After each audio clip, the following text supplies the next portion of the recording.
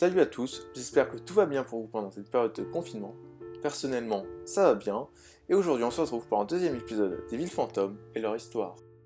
On commence directement avec la ville de Varosha qui était dans les années 70, la destination touristique de premier plan de l'île de Chypre. Le 15 août 1974, après seulement 2 ans d'existence, l'armée turque débarque en représailles des tirs grecs. La ville est évacuée puis encerclée de barrières grillagées. Depuis, les troupes sont toujours là, et si vous rentrez par mégarde dans cette ville, elles ont l'autorisation de vous abattre. En parallèle, les négociations internationales n'ont jamais abouti. C'est d'ailleurs une des conditions pour que la Turquie rentre en Europe, relâcher Varosha. En attendant, les immeubles s'abîment, les fenêtres tombent, et la végétation s'invite dans les appartements.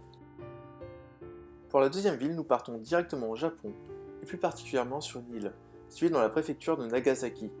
Une île où plus aucun habitant ne vit aujourd'hui. Pourtant, elle fut le lieu du monde le plus densément peuplé, après la découverte d'un gisement houillé très riche. Quelques 5300 habitants ont vécu sur ce petit îlot d'à peine plus de 6 hectares, soit 84 000 habitants km². Tout y était, habitation, école, commerce, hôpital, etc. Pendant la Seconde Guerre mondiale, le rocher a même été confondu avec un navire de guerre que la marine américaine a d'ailleurs torpillé. En 1973, les derniers habitants sont évacués, le pétrole ayant remplacé la houille comme principale source d'énergie japonaise. Depuis 2009, le gouvernement japonais a réautorisé la visite de la ville d'Ashima. Enfin, pour la dernière ville, nous rejoignons la ville d'Enfield aux États-Unis, qui est aujourd'hui sous les eaux. Dans les années 30, un énorme réservoir d'eau est construit juste à côté de la ville pour fournir de l'eau potable à la région, et notamment à Boston.